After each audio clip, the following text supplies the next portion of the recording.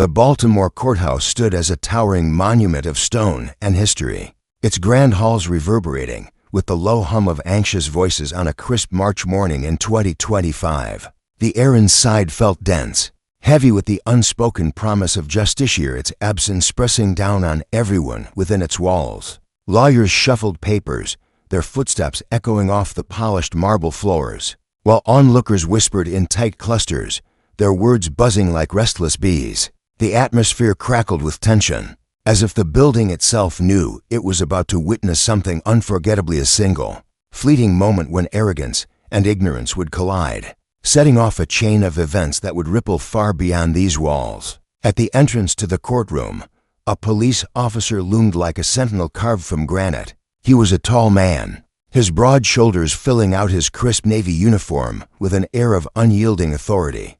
The fluorescent lights overhead glinted off his polished badge, casting sharp reflections that danced across the marble. His hand rested casual yet deliberately in the belt where his holstered weapon hung, a silent reminder of the power he wielded. His eyes, cold and piercing, swept over every face that approached, sizing them up with the precision of a predator. He'd spent years perfecting that stare, a look that could stop people in their tracks before they even dared to question him. To him, this was his domain, and he guarded it with a certainty that bordered on obsession. Then she appeared. A black woman strode toward the courtroom doors, her presence slicing through the clamor like a blade through silk. Her tailored black suit hugged her frame with quiet elegance, and the sharp click of her heels against the floor rang out with purpose, each step a testament to her unshakable resolve. Confidence radiated from her, not loud or brash, but steady and undeniable. The kind forged through years of overcoming odds stacked against her. She'd seen that look before when the officer fixed on her the moment she came into view.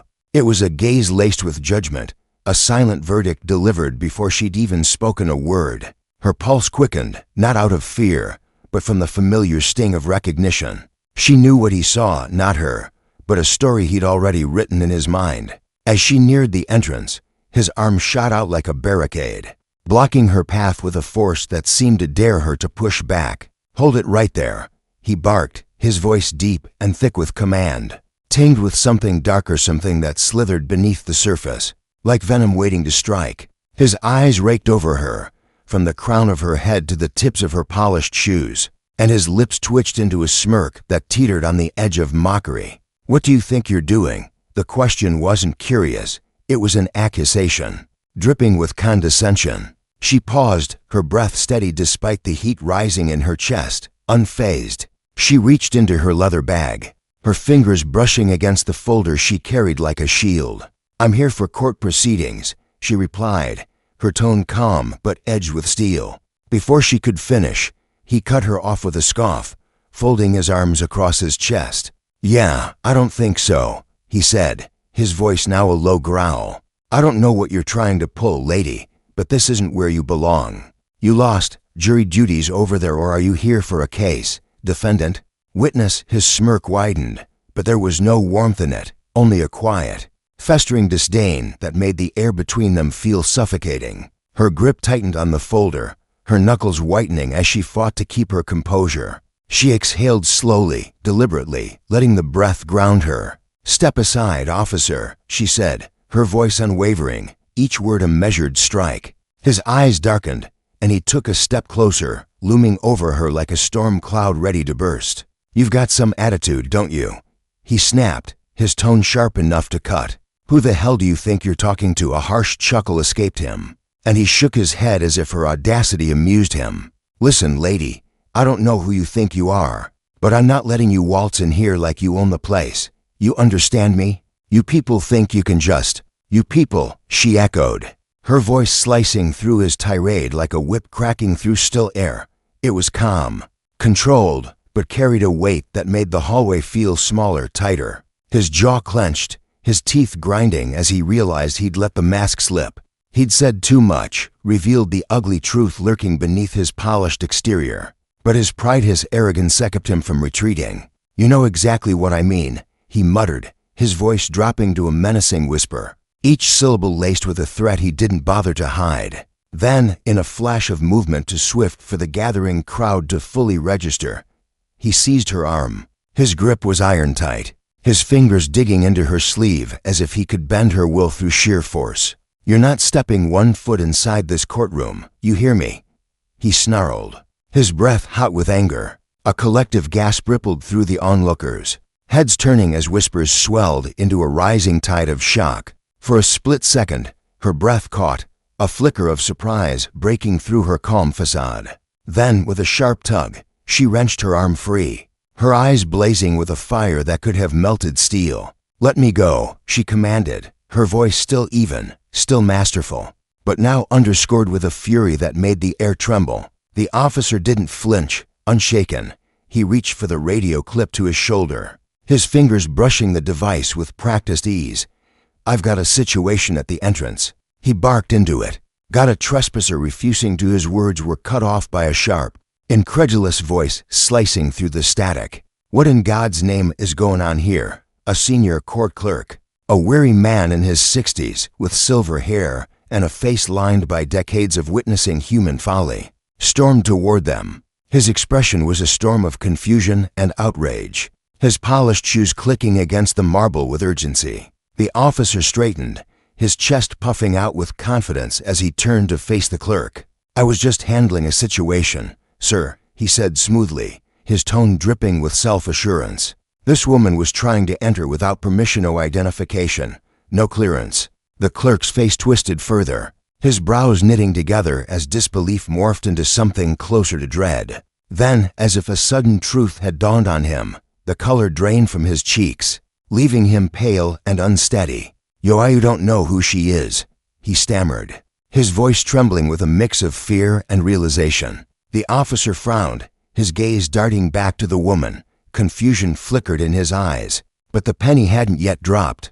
The clerk stepped aside, his hands trembling as he gestured toward her with a deference that seemed to shift the very air. In the hallway, "Ma'am, I'm so sorry," he said, his voice cracking with apology. "I had no idea you hadn't been escorted in yet." The officer's bravado faltered, his head tilting as he noticed the shift in the room, the way the onlookers' stares had changed. They weren't looking at her with suspicion or indifference anymore, but with a quiet, reverent awe that made his stomach twist. The silence stretched, heavy and unbearable, until her voice cut through it like a guillotine. "I am the presiding judge of this court, officer," she said, each word landing like a thunderclap. "And you just put your hands on me." The revelation struck like lightning, electrifying the hallway. The officer's face went ashen, his breath snagging in his throat as the weight of his mistake crashed down on him. The murmurs erupted into a tempest of gasps and frantic whispers, phones already out, capturing the moment as it unfolded. His mouth opened, but all that escaped was a faint, broken, "You're the judge." The horror in his eyes roared louder than any apology he could muster. She straightened her blazer, brushing off the phantom imprint of his grip with a grace that belied the storm brewing inside her. Her eyes, though, burned with an intensity that could have leveled the building. "Yes," she said, her voice now a quiet, lethal promise, "and I think we need to have a serious conversation about your place in this courthouse." The officer stood frozen, his once imposing frame shrinking as every shred of authority he'd clung to slipped through his fingers like sand. The crowd held its breath, the tension so thick it felt like the walls might crack under the pressure. What happened next would leave them all reeling, a twist so profound it would echo through the city's streets and beyond. In that moment, the courthouse, a place meant to uphold justice, had become a stage for its rawest lesson.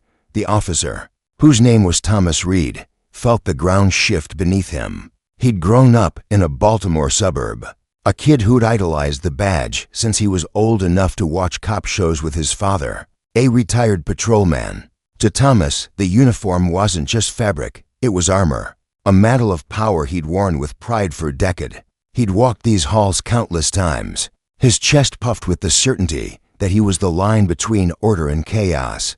But now, that certainty lay in ruins, shattered by the realization that his unchecked assumptions had led him to assault the very embodiment of the law he swore to protect. For Judge Aisha Carter, the moment was both a wound and a triumph. She'd been born on Baltimore's West Side, in a neighborhood where hope often felt like a luxury. Her father, a steelworker until the mills closed, had spent his later years hunched over job applications, his pride eroding with each rejection. Her mother, a teacher with a voice that could command a room, had poured her life into classrooms where textbooks were outdated and desks were scarred. Determined to lift up kids the world had already dismissed, Aisha had inherited their grit, their fire. She'd fought her way through school, through Howard University, through Harvard Law, each step a battle against a system that seemed designed to keep her out. Now, as the youngest black female judge in Baltimore's history, she carried their struggles and her own in every ruling she made. The clerk, Harold Grayson, watched the scene unfold with a knot in his chest. He'd worked these halls for 30 years, a quiet man who'd seen justice bend and break more times than he could count. He'd noticed Judge Carter's arrival that morning, had meant to greet her himself, but a flurry of paperwork had delayed him. Now, he stood trembling, his heart sinking as he saw the officer's arrogance unravel into something irreparable. Harold knew the weight of this moment not just for Thomas, but for the courthouse itself, a place where power too often blinded those who wielded it. The bystanders, a mix of lawyers, clerks, and citizens waiting for their own cases, felt the air shift as the truth sank in. Among them was Maria Evans, a young paralegal who'd come to file motions for her firm. She clutched her briefcase, her wide eyes darting between the judge and the officer, her mind racing with the implications. She'd grown up hearing stories of justice denied, of people like her Brown, working class pushed aside by those who saw them as less. This wasn't just a confrontation, it was a reckoning, a crack in the facade of a system she'd hoped to one day navigate. As Aisha stepped past the officer, her head held high, the hallway seemed to expand with the magnitude of what had transpired. Thomas's radio crackled faintly, forgotten in his hand. As his colleagues' voices buzzed with confusion over the line, he didn't respond. He couldn't. His world had tilted, and he was still scrambling to find his footing. Aisha, meanwhile, felt the weight of every eye on her, the whispers trailing her like shadows. She didn't falter. She'd faced worse clients railroaded by corrupt cops, prosecutors who sneered at her youth, judges who doubted her right to stand beside them. This was just another fight, another chance to prove that justice wasn't a gift bestowed by those in power, but a right she'd claim with every breath. The lesson hung heavy in the air. Power, when abused, crumbled under its own weight. Thomas had seen himself as a gatekeeper, but in his hubris, he'd barred the wrong door. Aisha, with her quiet strength, had turned his arrogance into a mirror, reflecting the flaws he'd refused to see. And as she disappeared into the courtroom, the echoes of her heels fading into the distance, the crowd knew they'd witnessed more than a clash of wills. They'd seen justice bare its teeth, reminding them all that no one, not even those who wore its symbols, was above its reach. The courthouse loomed like a fortress of stone and shadow, its towering marble columns stretching upward as if reaching to impose their will on the sky itself. The ceilings soared high overhead, cold and unyielding, while the air bit at the skin with a deliberate chill, a calculated reminder of the power housed within these walls.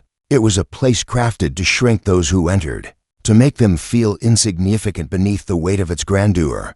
Yet, for Aisha Carter, it was home. She moved through its echoing corridors with a steady, unshaken grace, her footsteps a quiet rebellion against the oppressive atmosphere. She carried herself with an authority that had been forged over a lifetime's strength, that refused to bend, no matter how many sidelong glances or thinly veiled sneers followed her. And there were plenty of those. She'd grown adept at spotting them, the eyes that lingered just a heartbeat too long, the mouths that tightened into sharp, disapproving lines when she spoke, the subtle challenges to her rulings that her white colleagues never seemed to face. She'd taught herself to let it roll off her, to rise above the whispers and the condescension that hung in the air like a persistent fog. But every so often, the burden of it all pressed down on her, heavy as a shroud woven from lead. Officer Daniel Briggs was one of those rare forces capable of making that weight feel unbearable. A grizzled veteran of the Baltimore Police Department, he'd worn his badge for over 15 years, his presence a fixture on the city's streets. To the younger officers, he was a figure of awe not for any brilliance in his work or nobility in his leadership, but for the swaggering confidence he exuded, the kind that came from years of bending rules and escaping unscathed. Complaints of excessive force trailed him like shadows, piling up in reports that somehow always vanished before they could be scrutinized. He was the sort of man who saw power as a club to swing, not a trust to uphold. Respect, to him, was a prize to be seized, not a gift earned through merit. For years, he'd roamed Baltimore's neighborhoods, his boots pounding the same cracked sidewalks, his eyes scanning the same weary faces. Over time, a bitter resentment had taken root in him, festering as he watched the city shift beneath his feet. More black officers climbed the ranks. Black politicians claimed seats once held by men who looked like him, and with every change, his disdain deepened.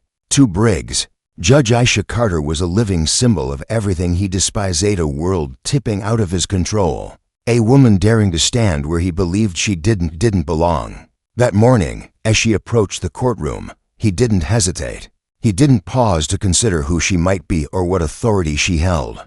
In his mind, she was just another woman trespassing in a space he'd convinced himself was his domain. He stepped into her path, broad shoulders squared, his voice dripping with the same patronizing tone he'd used countless times before. His words were sharp, commanding, laced with the unshakable conviction that he was untouchable. But Aisha didn't flinch. She didn't shrink or stammer out an apology. She stood there, rooted like an oak in a storm, her dark eyes meeting his with a steadiness that unnerved him inside. Her heart thumped against her ribs, not from fear, but from a simmering resolve. She'd faced men like him her whole life, men who saw her skin, her gender, and assumed she was less. She'd spent years honing this moment, steeling herself for the day someone would push too far. And now, with the eyes of the courthouse upon her, she let the truth unfurl like a banner. She was no bystander, no intruder, she was the judge. For Briggs, the world tilted. His breath caught as the realization sank in, cold and relentless, creeping up his spine like frost. He'd laid hands on her, shoved her, barked at her in her own courthouse. His chest tightened, his mind racing as the enormity of his mistake pressed down on him. For years, he'd operated under a warped certainty. He was above consequence, a king in his own petty fiefdom. But now, standing in that cavernous hallway, the murmurs of onlookers swelling around him, he felt something foreign and sharped out. It gnawed at him, unraveling the armor of arrogance he'd worn so long. Cameras flashed to life, their lenses capturing his stunned face, the tremble in his hands. Aisha's gaze pinned him, unyielding, promising a reckoning he couldn't escape. For once, the weight of his actions wouldn't slip away into the ether. The courthouse held its breath, the air thick with a stillness that smothered sound. The usual clamor, shuffling shoes, slamming doors, the hum of voice dissolved into a void. Court clerks froze mid-step, their pens hovering over papers. Attorneys clutched briefcases, their mouths half open. Even the defendants, shackled and slump-shouldered, straightened to watch. Security guards, usually barking orders, stood rigid, their hands hovering near radios. A woman in the back, there for a minor traffic violation, clutched her purse tighter, her wide eyes darting between the two figures at the center of the storm. The tension crackled, electric, seeping into the marble floors, the polished benches, the very walls, as if the building itself bore witness to the unraveling of a man. Briggs stood like a statue, his face a mask of disbelief, though his shallow breaths betrayed the chaos within. His mind churned, replaying the momentous hand on her arm, the roughness of his shove, the bite of his words. He'd assumed she was powerless, insignificant. Now, that illusion shattered, leaving him exposed. The woman he'd dismissed was Judge Aisha Carter, the arbiter of this domain, her authority towering over his like the columns that flanked the room. The whispers grew louder, a rising tide of voice court staff muttering, phones buzzing as fingers tapped out messages, videos already spilling into the world beyond. His name, his badge, his prettial of it was being etched into a story he couldn't rewrite. The power he'd clutched so fiercely slipped through his fingers, leaving him grasping at air. Aisha's face was a study in restraint, her fury a quiet ember glowing beneath her composed exterior. She felt it burning yet, steady, a fire fed by every slight, every doubt cast her way. But she wouldn't let it blaze unchecked. Her breath remained even, her shoulders squared, her eyes slicing through him with surgical precision. She wasn't shaken, she was resolute. In her mind, she saw the faces of those she'd fought for, clients, colleagues, strangers who'd borne the brunt of men like Briggs. This wasn't just about her, it was about them, about the justice she'd sworn to uphold. She let the silence stretch, heavy and deliberate, watching as it burrowed into him, as his bravado crumbled. Then, with a voice soft but lethal, she spoke. "I want this officer removed from my courtroom. Now." The words struck like a gavel, reverberating through the hall. Briggs stiffened, his breath snagging in his throat. His mind scrambled for a defensism excuse, some way to claw back confidence before he could muster a syllable.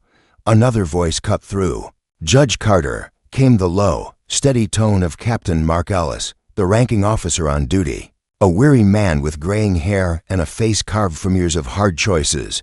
He stepped forward, his boots clicking against the floor. He'd seen men like Briggs before, Coxer. Reckless, and he'd cleaned up their messes more times than he cared to count.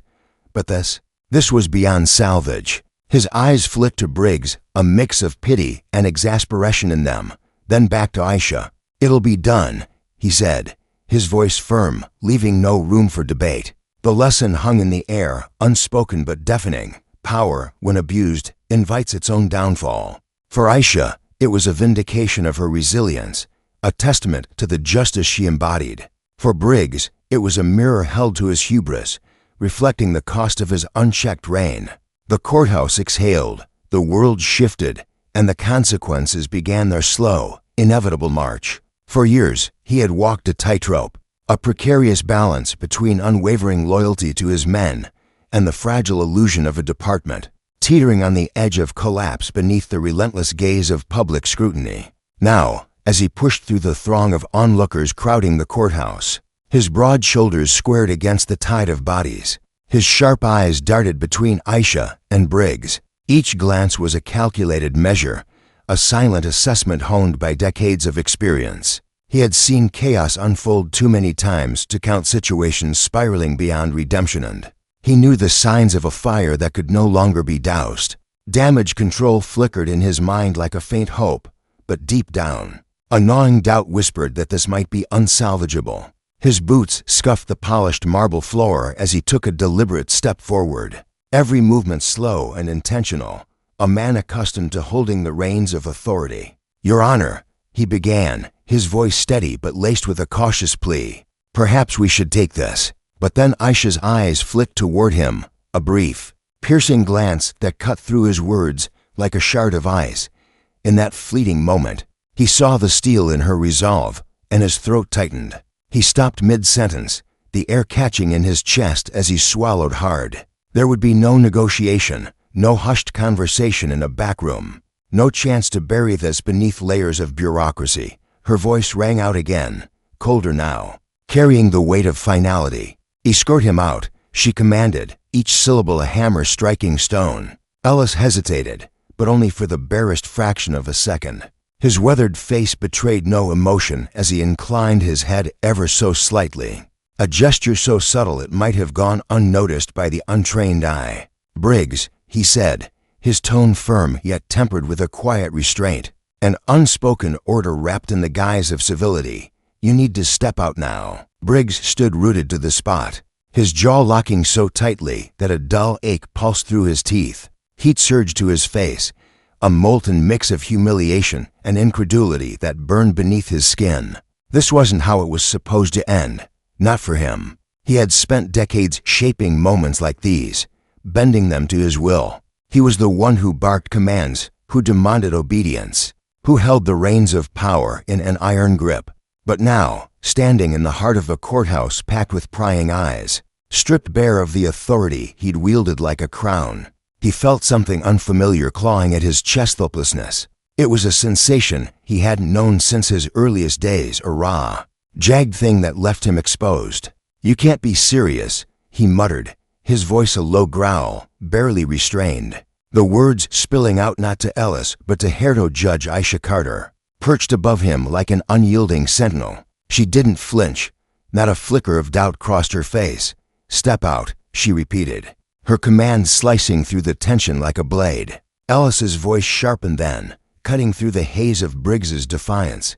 "Now, for long." agonizing moment, Briggs didn't budge. His entire frame was rigid, muscles coiled as every instinct screamed at him to push back, to claw against the suffocating weight of this moment, to reject the reality crashing down around him. But the air in the room pressed against him, thick with the silent anticipation of the crowd, the collective breath of a courthouse waiting for his next move. He could feel Ithis was no longer his to command. This moment had grown larger than him, a force he couldn't bend or break. Slowly, reluctantly, he turned on his heel, each step a grudging surrender as he walked toward the towering double doors. The eyes of the room bore into his back, a chorus of unspoken judgment trailing him like shadows. He knew, as the doors thudded shut behind him, that this was only the beginning, that the storm brewing in his wake would unravel everything he'd built. The courtroom lay heavy under a shroud of inevitability, a suffocating pressure that seemed to seep into every corner. The tension was a living thing, crackling in the spaces between the worn wooden benches, winding itself around the massive marble columns that stood like silent sentinels, and sinking deep into the rich mahogany furniture polished by years of trials and tears. This was no ordinary day in court. Justice wasn't just a concept being debated in measured tones, it was a presence, palpable and insistent, demanding to be acknowledged, to be felt in the bones of everyone present. At the front of the room, Judge Aisha Carter sat in her elevated chair, her posture a study in quiet strength, her presence an anchor amid the storm. Every pair of eyes in the room was drawn to her wide with reverence. Others narrowed with unease, and a few, like Daniel Briggs's, glinting with a desperate defiance he could barely mask. Briggs sat at the defendant's table, his once imposing figure now diminished. Though his face remained a mask of granite, his fingers gripped the edge of the table, knuckles whitening as if it were the last tether keeping him from sinking entirely.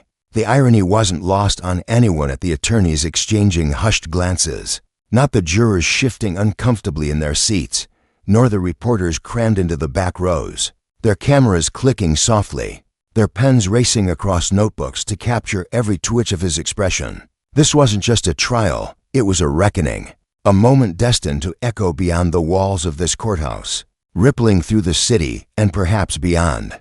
Briggs had spent years cloaked in the certainty of his own invincibility, moving through the world with a swagger born of unchecked power. He had Belyavedno. He had known that accountability was a specter that haunted others, never him. Even as the cracks began to show, as the evidence piled up like storm clouds on the horizon, as voices he'd once dismissed rose in a chorus against him, he'd clung to that conviction. But now, seated beneath the unwavering gaze of the woman he'd once tried to crush, the equation had shifted in a way he'd never foreseen. The prosecution had been relentless, dismantling his defenses with surgical precision.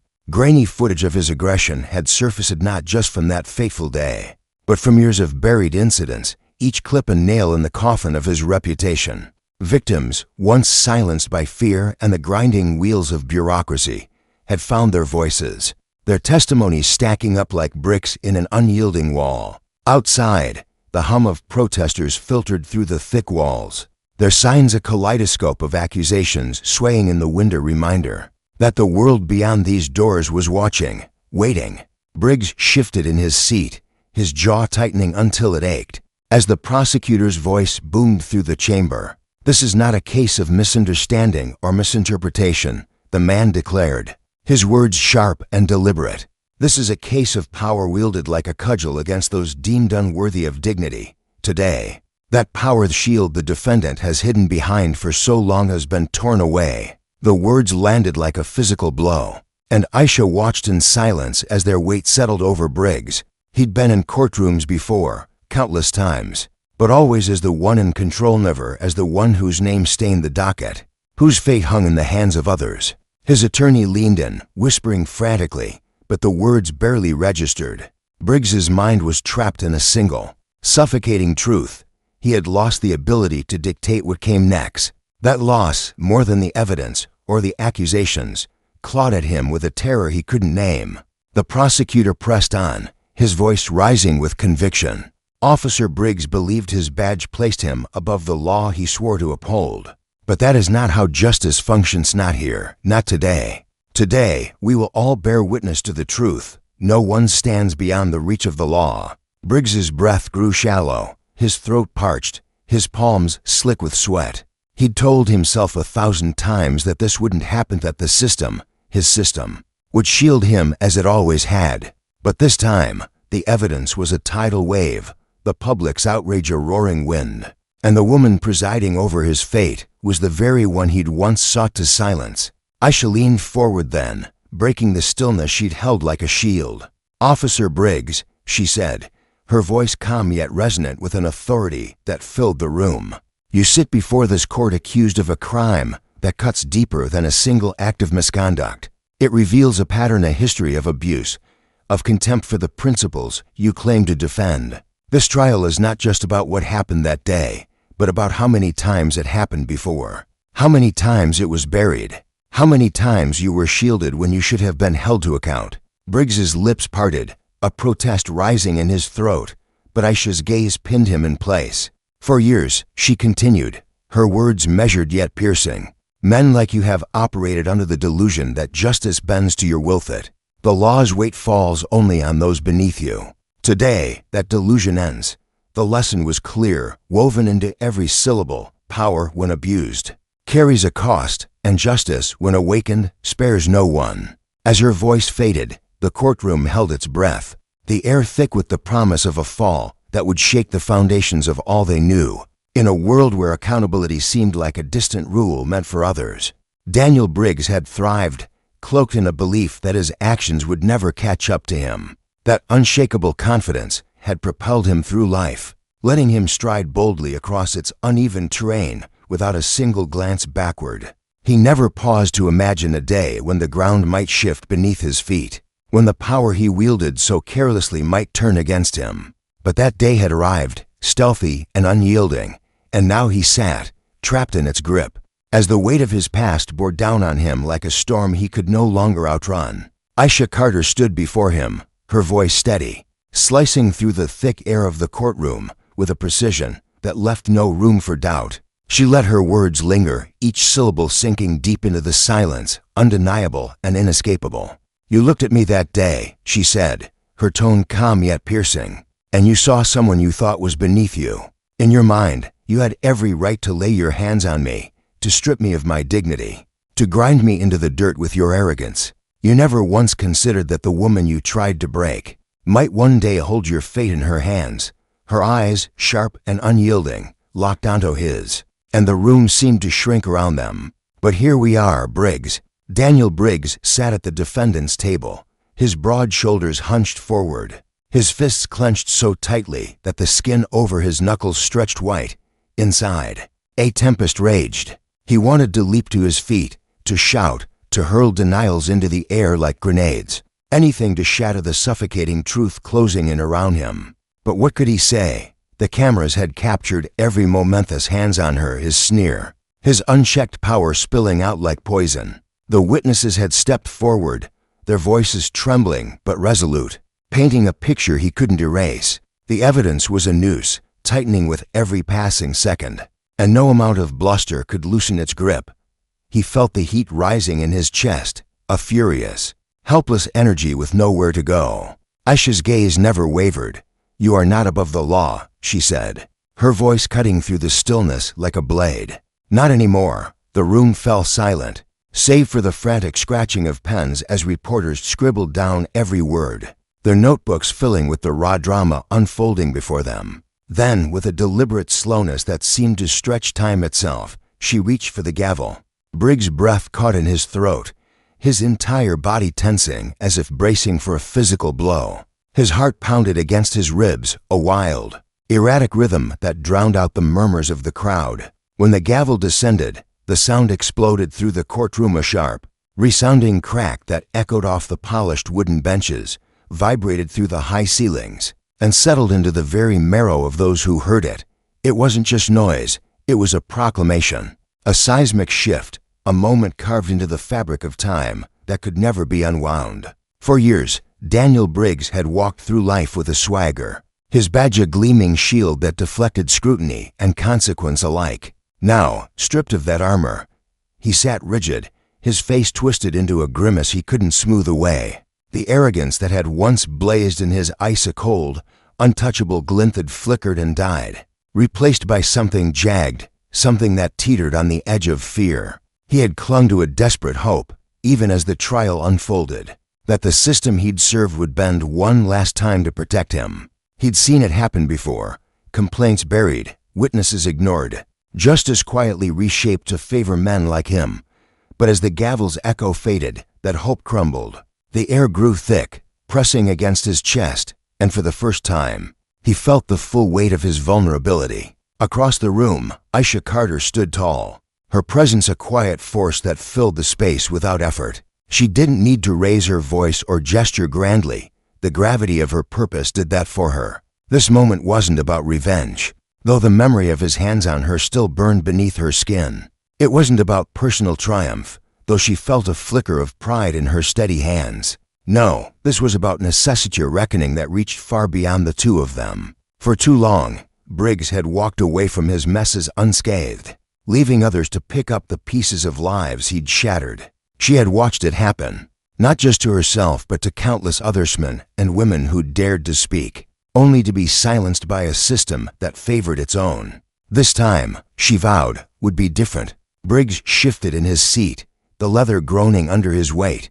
Beside him, his lawyero-weary man with graying hair and a face etched with exhaustion leaned in, whispering urgently. The man's suit was wrinkled, his tie slightly askew, a testament to the long nights spent grasping for a defense that kept slipping through his fingers. His words were a low buzz, frantic and pleading, but Briggs barely heard them. His mind was a tangle of noisinger, disbelief, a gnawing dread that gnashed at his insides. The lawyer's hand hovered near his arm, a silent plea to stay calm, but Briggs' eyes were wild, darting around the room as if searching for an exit that didn't exist. Aisha's voice rose again, steady and commanding, filling the courtroom like a tide. "Officer Briggs," she said, lingering on his title as if to remind him of the privilege he'd been granted and squandered. "This court has pored over the evidence against you. We've watched the footage, frame by frame, seen the arrogance in your actions. We've listened to the voices of those you've harmed, testimony after testimony piling up like stones. This isn't about a single lapse in judgment or a fleeting misunderstanding. This is about a pattern, a deliberate abuse of power, a disregard for justice, and lives left broken in your wake." Her words landed like hammer blows, each one driving the truth deeper into the room. Briggs' jaw tightened, his fingers twitching against the edge of the table. A dozen defenses surged up inside him, sharp, defiant words he ached to fling back at her. He wanted to shout that he'd been doing his job, that the streets were chaos, that he'd made hard calls in impossible moments, but the excuses stuck in his throat, dry and useless. Every eye in the room was on him, reporters with their eager pens, jurors with their solemn faces, spectators who'd packed the benches to witness his fall. The weight of their stares pinned him in place, stripping away the bravado he'd worn like a second skin. Aisha leaned forward slightly, her gaze boring into him. "Do you have anything to say before I deliver your sentence?" The question hung in the air, a challenge wrapped in calm. Briggs' lips parted, a flood of half-formed thoughts rushing forward, none of them solid enough to stand. His throat felt like sandpaper, his palms slick with sweat. He cast a desperate glance around the room, past the jury, past the prosecution, past the faces in the gallery hopping for a lifeline, a crack in the wall of judgment closing in. There was none. When he finally spoke, his voice was a shadow of its former self, stripped of the swagger that had once defined him. This is all political," he muttered, the words hollow, crumbling as they left his mouth. "They needed someone to hang out to dry, and I'm it." A ripple of reaction swept through the crowd, a scoff from the back, a shake of a head, a low murmur of disbelief. Briggs ignored it, his breath coming faster, his face flushing with a mix of shame and defiance. "I put years into the force, years of keeping the streets safe, following orders, doing what needed to be done, and now I'm the bad guy for what? One screw-up.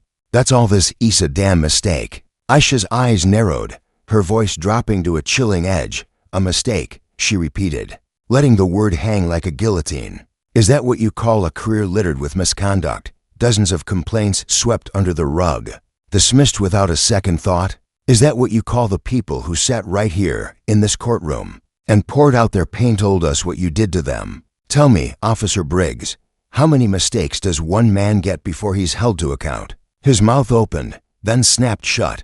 His lawyer's hand pressed harder against his arm. A silent command to stop digging the hole deeper, but Briggs couldn't stop. His world was unraveling, thread by thread, and he'd never learned how to surrender. "No," he rasped, shaking his head, his voice barely a whisper. "This is wrong." Aisha drew a slow breath, her composure unshaken. "No, Officer Briggs," she said, her words ringing with finality. "What you did was wrong. And today, this court will make sure you face the consequences."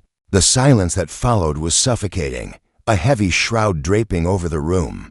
She turned slightly, addressing the gallery now, her voice rising to carry beyond the two of them. "This case isn't just about one man. It's about the bedrock of trust that justice demands. The people need to know that those who enforce the law aren't beyond it. When power is twisted and abused, there will be a reckoning. A badge isn't a free pass to trample lives." Briggs' chest heaved, his breath shallow and ragged. He wanted to hold his head high, to project the strength he'd always relied on, but it was slipping through his fingers like sand. For the first time, he felt the full weight of his actions, not just the incident with Aisha, but every choice, every overstep, every life he'd brushed aside. It pressed down on him, relentless and unforgiving, and he realized he couldn't shrug it off. Aisha's eyes found his again, steady and unflinching. "Your sentence will reflect the gravity of what you've done, the people you've hurt, the power you've misused, the justice you've denied for far too long." The prosecutor stepped forward then, a tall man with a stern face and a voice that cut through the haze. He laid out the recommendation: years behind bars, real time, real consequences. The numbers blurred in Briggs' ears, drowned out by a ringing that grew louder with each passing second. Aisha lifted the gavel once more, and in that fleeting heartbeat before it fell, Briggs understood something he'd never grasped before. He hadn't been invincible. He'd just been lucky. And now that luck had run dry, the gavel crashed down, the sound splintering through the courtroom like a thunderclap, and the weight of the verdict settled over everything, a thick, unyielding fog. Daniel Briggs was no longer the one calling the shots. He was the one being judged, and the world he'd known was gone. The echo lingered, reverberating through the walls, the benches, the bones of every soul who'd borne witness. It was more than a sound, it was a lesson, carved deep into the moment. Justice, when ignored, grows sharper with time, and power, when abused, invites its own downfall. For Aisha, it was a victory not just for herself, but for every voice that had been silenced. For Briggs, it was the end of a lie he'd lived too long. And for the courtroom, it was a reminder that no one, not even a man with a badge, could outrun the truth forever. In the dimly lit courtroom, the air hung heavy with the scent of polished wood and the faint rustle of papers, as if the room itself held its breath. Officer Briggs sat rigid in his chair, his broad shoulders hunched beneath the weight of a reality he could no longer bend to his will. His face, once a fortress of unshakable confidence, now betrayed him a storm of rage and disbelief swirling just beneath the surface, threatening to crack the mask he'd worn for years. His jaw clenched tight, his lips pressed into a thin, trembling line, and his dark eyes darted around the room, searching for something, anything, to anchor him. For so long, he had twisted the system into a tool of his own making, a shield that kept him untouchable, above the law he claimed to uphold. But now, that shield lay shattered, reduced to a meaningless trinket pinned to his chest, a badge that once gleamed with authority, now dulled by the truth of his fall. Inside, his mind churned like a tempest-tossed sea, waves of fragmented thoughts crashing against one another. How had it come to this? He replayed every moment, every decision. Every time he'd smirked at the idea of justice as something reserved for the weak, the powerless, never for him. He'd been invincible, or so he'd convinced himself, striding through precincts and courtrooms with the swagger of a man who owned the world. Now, that world had crumbled before his eyes, collapsing in slow, agonizing real time. And yet he sat there, frozen, as if waiting for a miracle to swoop in, a last-second reprieve that would rewrite his fate. But the silence told him what his heart refused to accept. No such salvation was coming. The courtroom didn't burst into chaos or celebration as the verdict settled over the room. There were no cheers, no fists pounding the air, no triumphant cries to mark the occasion. Instead, the atmosphere thickened with a quiet, almost suffocating tension, layered with the ghosts of a past too complex for simple victory. This wasn't a scene from a storybook, where good triumphed over evil with a flourish and a fanfare. This was justice raw, unadorned, and heavy with consequence. It didn't arrive with parades or applause. It came with a reckoning, a slow unraveling of the threads that had held Briggs' reign together. It was a moment that whispered of change at an end, but a beginning, a tremor rippling through a system long overdue for upheaval. It spoke to a shift in what people dared to believe could happen, a crack in the foundation of unchecked power that had stood for far too long. At the bench, Aisha Carter sat motionless, her presence a steady anchor amid the storm. Her face revealed nothing, no flicker of triumph, no hint of exhaustion. Her dark eyes carried the weight of 1,000 unspoken thoughts. She commanded the room not with words, but with the sheer force of her stillness, her unyielding resolve. Inside, she felt the echoes of this day reverberate through her, a bittersweet tide washing over her soul. She had fought for this moment, clawed her way through years of resistance to see accountability take root. But as she watched Briggs unravel, she refused to let herself savor it. One man, one case, one conviction. It was a drop in an ocean of pain, a single note in a symphony of broken trust and shattered lives. It wasn't enough, and it never would be. Yet in a world where justice often felt like a mirage shimmering just out of reach, this was something tangibly spark, a foothold, a beginning. Briggs' attorney, a weary man with sharp features and a perpetual frown, leaned close, his breath hot against his client's ear as he whispered frantic words of strategy. But Briggs barely heard him. The attorney's voice was a distant buzz, drowned out by the deafening roar of his own realization. No matter what clever arguments they might muster, no matter what loopholes they tried to exploit in the weeks ahead, this was real. His past had hunted him down, cornered him, and now it stood over him, unrelenting. The world had watched as it consumed him, stripping away the armor he'd worn for decades. He was no longer the hunter, he was the prey, and the shift gnawed at him like a wound that wouldn't close. The judge's voice sliced through the stillness, firm and unwavering, a blade of sound that cut deep. This courtroom will now recess. The defendant will be taken into custody immediately. The words hit Briggs like a fist to the chest, stealing the air from his lungs. His breath caught, ragged and uneven, as the phrase "taken into custody" ricocheted through his skull. It echoed endlessly, a relentless drumbeat that refused to fade. The side doors creaked open, and 2 uniformed officers stepped forward, their polished boots clicking against the hardwood floor. Their faces were blank, professional masks honed by years of routine, but their eyes betrayed a flicker of recognition. They knew him not just as another name on a docket, but as one of their own, a brother in arms now fallen. That knowledge hung between them, unspoken but electric.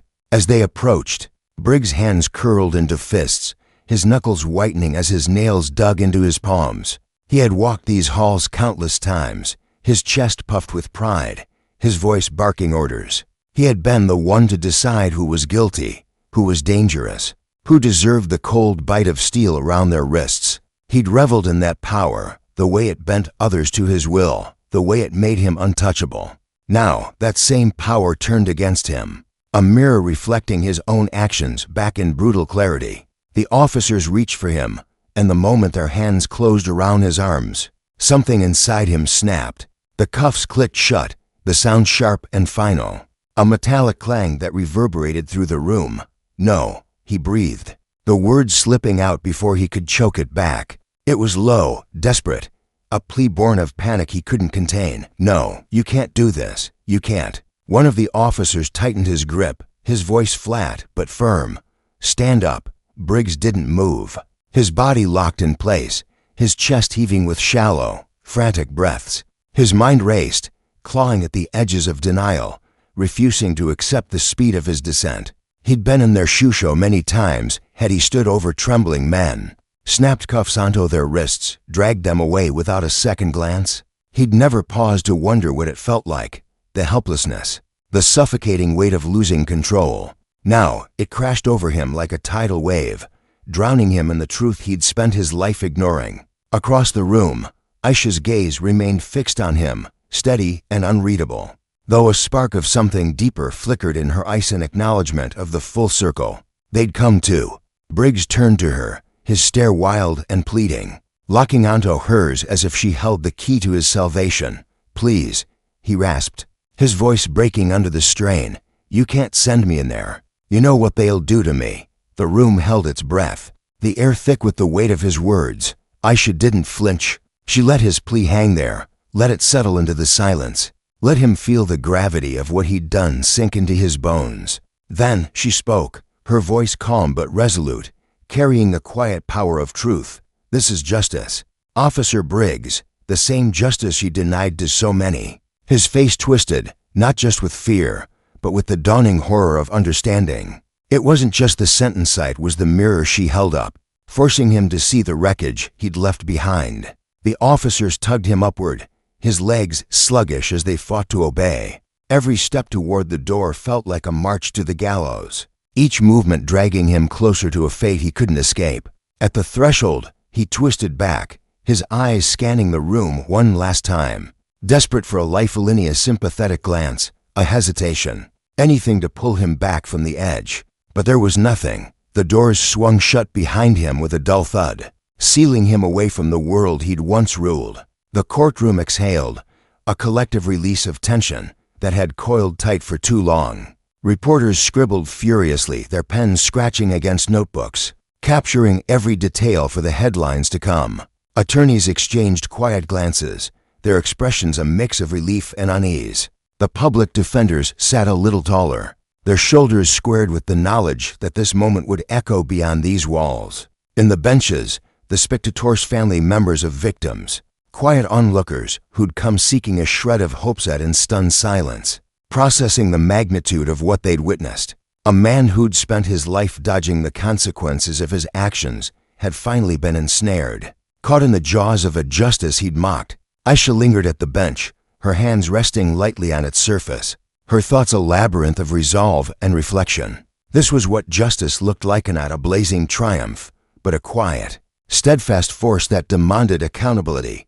Yet it didn't feel like a win. She knew the system that had birthed Briggs, that had let him flourish unchecked, remained wounded and flawed. One reckoning didn't heal the scars of those who'd suffered under his hand, didn't erase the years of silence that had emboldened men like him. But it was a step, a crack in the dam, a whisper of possibility.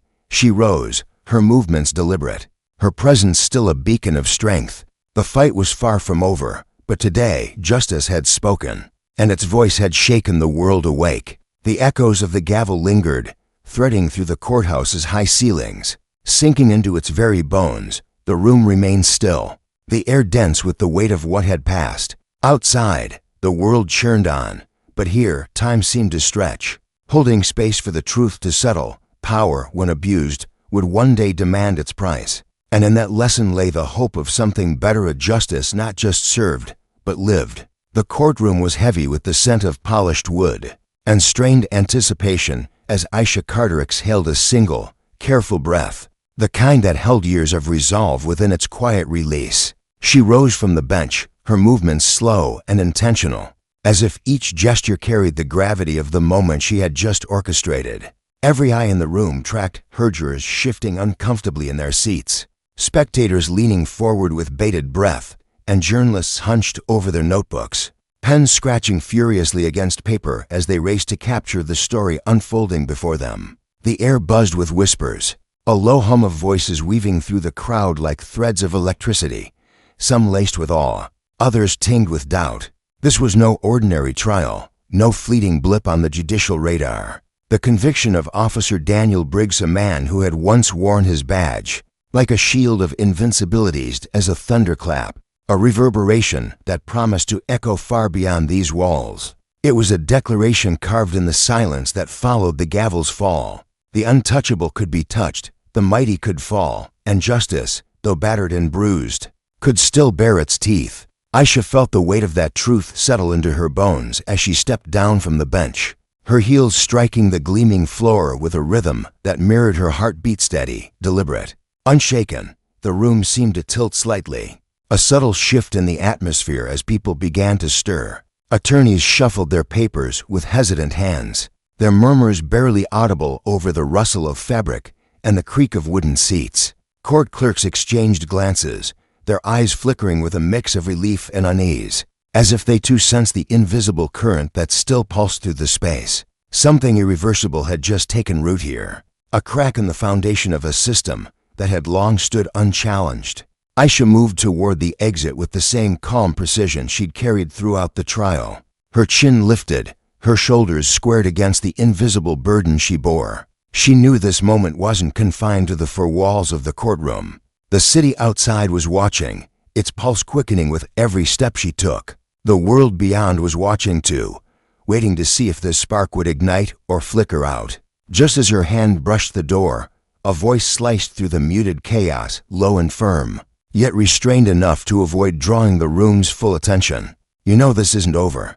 Captain Mark Ellis stood a few paces behind her, his broad frame rigid with tension, his face a mask of carefully controlled emotion. His jaw was set, his lips pressed into a thin line that betrayed the storm churning beneath his surface. He'd spent decades navigating the treacherous tightrope between loyalty to his officers and the ugly truth of the rot that had festered within his department. Now, his gray eyes bore into hers, sharp and searching, carrying a warning wrapped in resignation. Aisha turned to face him fully, her expression as unyielding as the marble pillars lining the courthouse halls. "No, Captain," she said, her voice clear and steady, cutting through the space between them like a blade. "It's only just begun." There was no tremor in her words, no shadow of doubt clouding her resolve. She understood the stakes with a clarity that had guided her through every grueling day of this case. Convicting Briggs, a man who'd wielded his authority like a blunt instrument, leaving a trail of broken lives in his wake, wasn't a tidy victory. It was a match struck in a room full of gasoline, and the flames were already licking at the edges. She'd never been foolish enough to think justice came cheap or quiet. Accountability was a jagged pill, one the system would choke on before swallowing, and she knew the backlash was already gathering strength in the shadows. Ellis studied her for a moment, his fingers twitching at his sides as if itching to grasp something solid.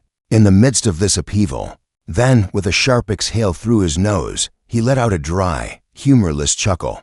"You made a lot of enemies today." Aisha tilted her head ever so slightly, her gaze unwavering as she weighed his words. "Did I?" She replied, her tone cool and measured, a subtle challenge woven into the question. Ellis shook his head, a faint smirk tugging at the corner of his mouth, though his eyes remained hard. "You know how this works. A conviction like this, Briggs. Of all people, he won't let it slide. They'll remember your name." His voice carried the weariness of a man who'd seen the system bare its claws before, who'd watched it lash out at anyone bold enough to demand it answer for its sins.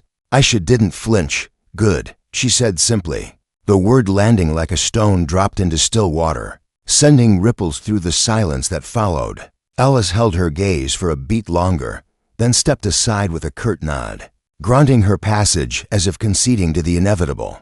The moment she crossed the threshold, the world erupted around her. The courthouse steps were a chaotic sea of humanity protesters, chanting with voices raw from exhaustion and triumph. Reporters jostling for position with microphones thrust forward like spears. Activists clutching signs that trembled in their grip. The air crackled with energy. A cacophony of shouts and camera shutters blending into a roar that seemed to shake the stone beneath her feet. "Justice now," some cried, their words rising above the din while others stood in stoic silence, their faces etched with the kind of hope that had been tempered by too many disappointments. Signs bobbed above the crowd, bold and unyielding. "No more excuses. Hold them accountable. The badge isn't a free pass." Aisha moved through the throng with the same grace she'd carried inside, her presence parting the masses like a ship cutting through waves. Some cheered as she passed, their voices ringing with gratitude. Others watched with guarded eyes, questions simmering beneath their stares. At the edge of the crowd, a waiting car idled, its driver a weary man named James. who'd ferried court officials through Baltimore's streets for nearly 20 years already, holding the door open. His face was tight, his posture stiff with an alertness that went beyond routine. Before she slid inside, Aisha paused, turning back to take in the scene one last time. The courthouse towered behind her, its gray facade weathered by time and the weight of countless decisions, both righteous and rotten. For centuries, it had stood as a symbol of order, a monolith that promised justice, but too often delivered something far less. Today, though, it had fulfilled its purpose. Today, it had been a battlefield where the scales had tipped, if only for a moment, toward what was right. Her gaze swept the crowd and landed on a young woman near the front, her hands trembling as she gripped a sign that read, "Justice must not be the exception, it must be the rule." The girl's eyes were fierce, glistening with a mix of defiance and desperation. Aisha met her stare and offered a single, deliberate notice, silent pact between them before stepping into the car and letting the door close with a soft thud. The city rolled past the tinted windows as the car carved its way through Baltimore's streets, the night air thick with the scent of rain and the faint glow of neon signs, reflecting off wet pavement. Distant sirens wailed, a haunting chorus that seemed to chase the vehicle like ghosts of the system she'd just rattled to its core. Inside, the silence was oppressive, a dense fog that pressed against Aisha's chest as she sat in the back seat, her posture as composed as ever. But beneath that calm exterior, her mind churned. She could still see Briggs's face, as the verdict came down, his smug certainty crumbling into disbelief, his hands clenching into fists as the cuffs clicked shut. She could still hear the gasps of the courtroom, the sharp intake of breath from those who'd never expected the law to bite one of its own. This wasn't just a win, it was a reckoning, a moment that exposed the fragility of unchecked power. Yet she knew it wasn't enough. One man in chains couldn't heal the wounds he'd inflicted, couldn't rebuild the trust his actions had shattered, couldn't undo the years of silence that had let him thrive. James's hands gripped the steering wheel tighter, his knuckles palling against the dark leather. His eyes darted to the rearview mirror more often than usual, a flicker of unease breaking through his usual stoicism. Aisha noticed the shift, the way his shoulders hunched slightly, the way his breaths came in controlled bursts, as if he were bracing for something inevitable. She didn't need to glance behind them to know what he'd already sensed. They were being followed. "How long?" she asked, her voice cutting through the silence like a blade, calm but unyielding. James hesitated, his Adam's apple bobbing as he swallowed hard. "A few blocks," he said finally, his tone steady, but laced with the tension of a man who'd learned to recognize danger in the quiet.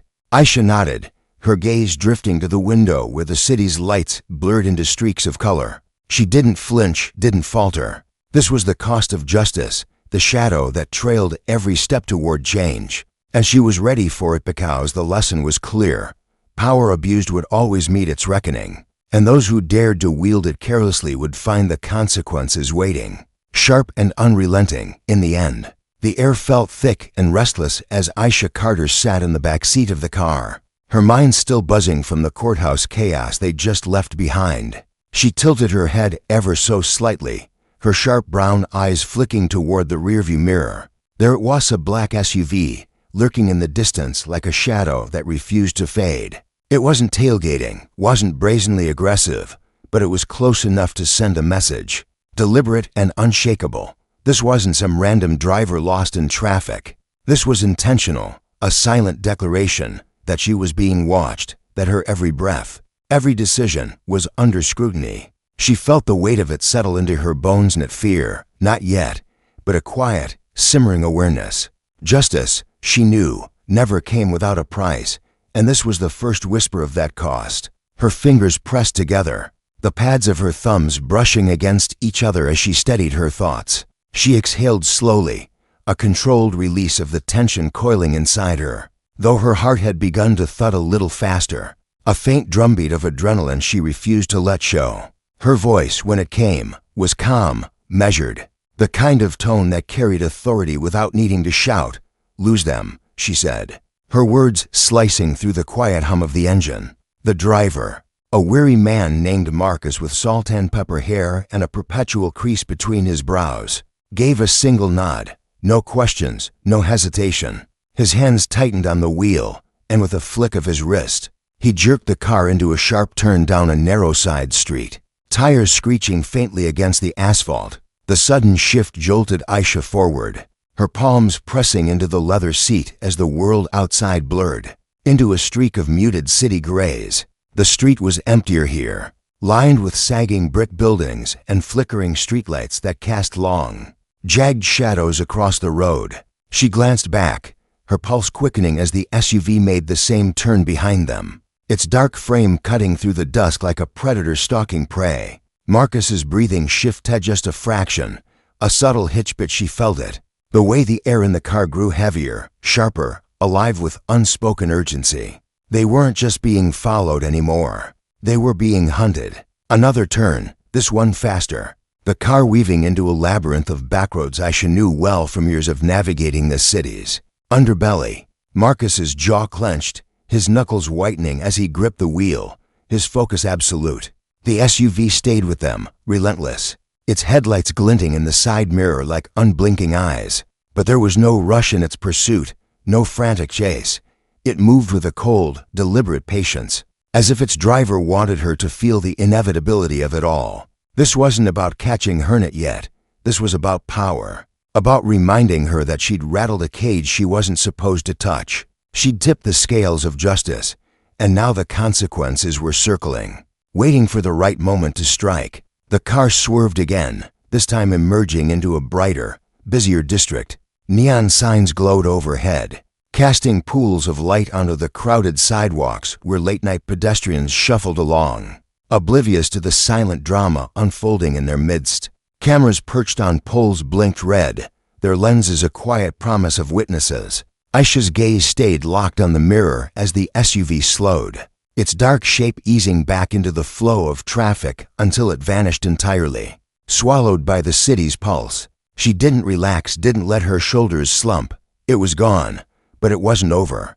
That shadow would return, she could feel it in the marrow of her bones. When Marcus finally pulled up outside her brownstone, the engine's low rumble faded into an uneasy stillness. He didn't let go of the wheel right away, his fingers flexing against the leather as if he were bracing for another command, another lap around the block to keep the night at bay. He turned his head just enough to meet her eyes, his voice dropping to a softer register, laced with a concern that went beyond the job. "Do you want me to stay?" he asked, and she saw a lengthy flicker of worry in his lined face, the way his brows furrowed as if he'd glimpsed something in that chase that he couldn't unsee. He wasn't just her driver tonight. He was a man who'd felt the same invisible noose tightening around them both. Aisha offered him a smile, small and fleeting, the kind that was meant to put him at ease but carried no real comfort. "No," she said, her tone gentle but firm. "But thank you." He nodded, though the hesitation lingered in his posture, in the way his hands hovered over the keys before he finally switched off the ignition. She didn't fault him for it. Marcus had been with her long enough to know this wasn't just about a trial. This was about cracking open something vast and unyielding, something that had thrived in the dark for too long.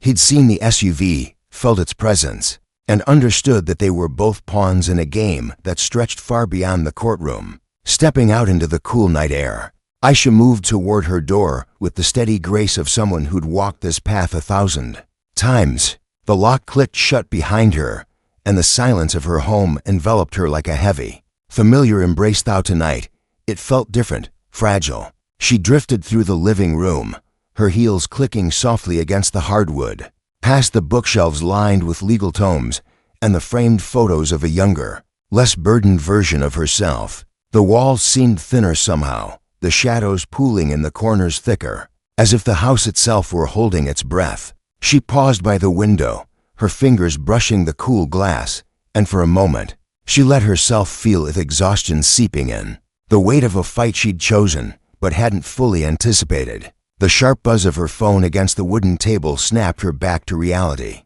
the sound cutting through the quiet like a gunshot. She reached for it, her movements deliberate, her spine stiffening as she lifted the screen. A single message stared back at her, stark and anonymous. "You've made a mistake." She didn't flinch, didn't gasp. She just stood there, staring at the words, letting them sink in it as a threat, but as a confirmation. This was what she'd expected, what she'd prepared for her whole life. With a flick of her thumb, she deleted it, setting the phone down with a quiet thud. If they thought fear would bend her, they'd misjudged her entirely. She was no stranger to shadows. Let them be waiting. In the days that followed, the city settled into an eerie calm, the kind that hangs in the air after a storm has passed, but before the wreckage is fully tallied. The trial was over. The reporters had scattered to chase fresher headlines, but the ripples of what Aisha had done still pulsed through the streets. She heard it in the murmurs at corner cafes, saw it in the sidelong glances of uniformed officers who now carried a new wariness in their eyes. The conviction of Daniel Briggs wasn't just a verdict, it was a fracture in a system that had long believed itself unbreakable. It was a lesson, etched in the public's memory, that power could falter, that justice could bite back when least expected. Briggs himself sat in a cell now, a far cry from the man he'd once been. The day they'd led him out of the courthouse, his broad shoulders had slumped. His head bowed as if the weight of his own myth had finally crushed him. His face had been a mask blank, unreadable, but the tight line of his jaw told a different story. A storm of rage and disbelief churning beneath the surface. He'd built his life on the certainty of his own invincibility. A cop who'd wielded his badge like a scepter, bending the world to his will. Men like him didn't fall, he'd told himself. The system always caught its own before they hit the ground. But now, stripped of his title, his gun, his armor, he was nothing more than a number in a jumpsuit, surrounded by the very men he'd once lorded over. The prison was a cold, gray maze, its walls echoing with the clatter of metal and the low hum of resentment. The inmates didn't look at him with awe or fear anymore. They saw him for what he was, a fallen king, a man who'd once signed their fates with a smirk and a signature, now reduced to the same powerless existence he'd forced upon them. There was no mercy waiting for him here, no Hollywood redemption to rewrite his story. The guards who'd once slapped his back and called him brother now kept their distance, some with blank indifference, others with a quiet, satisfied glint in their eyes. Briggs had been their poster child for untouchable authority, a living testament to the idea that the rules didn't apply to them. Now, he was their cautionary tale, a stark reminder that even the mightiest could tumble when justice found its footing. Beyond those walls, the city churned forward, but it didn't erase what had happened. The police department was under a microscope now, old complaints clawing their way out of dusty files, forgotten cases blinking back to life. The ruling had pried open a door that had been bolted shut for decades. And though the system didn't collapse, it didn't transform in a blaze of glory. Cracks were there, spiderwebbing through the foundation. For Aisha, the aftermath was a whirlwind of press conferences, whispered threats, and late-night meetings with allies who shared her fire. The message from her pursuers was clear. She'd crossed a line. But Aisha Carter had never been one to bow to expectation. She'd spent her life proving she belonged in rooms where others swore she didn't, facing down intimidation with a steel resolve they couldn't crack. Standing before a sea of microphones, her voice rang out, steady and unflinching. "This isn't about one case," she said, her gaze sweeping over the crowd, locking eyes with skeptics and supporters alike. "This is about accountability. It's about making damn sure no politician, CEO, cop gets to stand above the law. If that makes you uneasy, maybe it's time to ask yourself why." Her words hit like sparks, igniting debates in living rooms and precincts alike, forcing the comfortable to squirm and the complicit to look away. The threats kept coming. Yotes slipped under doors, anonymous calls in the dead of night, but so did she. She kept fighting, kept pushing, her every step a defiance of the silence they demanded. In the end, the system didn't crumble, didn't shed its skin overnight, but it trembled. And in that trembling, something shifted. Doors creaked open, voices rose, and a precedent took root. The fight was far from finished, a marathon with no clear end. But for the first time in years, Aisha felt the ground beneath her shift, just enough to believe that justice, however battered, could still stand tall. Power could corrupt, could crush, could intimidate, but it couldn't outlast the will of someone who refused to break. She'd shown them that, and she'd show them again. Aisha Carter strode through the cavernous halls of the courthouse, her chin lifted defiantly. her heels striking the polished marble floor with a rhythmic clack that reverberated through the air. Like a battle drum, each step sent a shiver of sound bouncing off the towering walls, trailing behind her as if the building itself were whispering its grudging respect. She was a woman forged in the fires of resolve, her heart pounding with a fierce, unyielding certainty. There was no turning back now, no retreat from the path she'd carved for herself. The weight of what she'd accomplished pressed against her chest, not as a burden, but as a badge of honor she wore with quiet pride. The world outside these walls had grown numb to the sight of justice slipping through the cracks. How often had people stood by, hands in their pockets, watching as the powerful danced away from accountability? How many times had they seen those perched atop society's ladder cloaked in privilege and guarded by a system they'd twisted to serve the marriage unscathed from their transgressions? Too many, far too many. The bitter taste of that truth lingered in Aisha's mouth, a reminder of every whispered conversation she'd overheard, every sit-along glance of resignation she'd caught in the eyes of those who'd given up hope. They'd murmur to themselves that nothing ever changes, that the scales of justice were rusted and broken, tipped forever in favor of the untouchable few. But today, Aisha had proven them wrong. Today, those scales had grown under the weight of truth and, at long last, tipped toward righteousness. Picture the scene, the courtroom buzzing with tension, a hive of anxious murmurs and shifting bodies. The air was thick with anticipation, heavy with the scent of old wood and older laws. Sunlight slatted through the high windows, casting jagged beams across the faces of the onlookers, some wide-eyed with disbelief, others tight-lipped with dread. At the center of it all stood Aisha, her dark eyes blazing with a fire that could melt steel. She'd spent months piecing together the evidence, her nights haunted by the ghosts of sleepless hours, her fingers stained with ink as she pored over documents that others had dismissed as meaningless. Her mind had raced endlessly, a storm of doubt and determination clashing within her. What if she failed?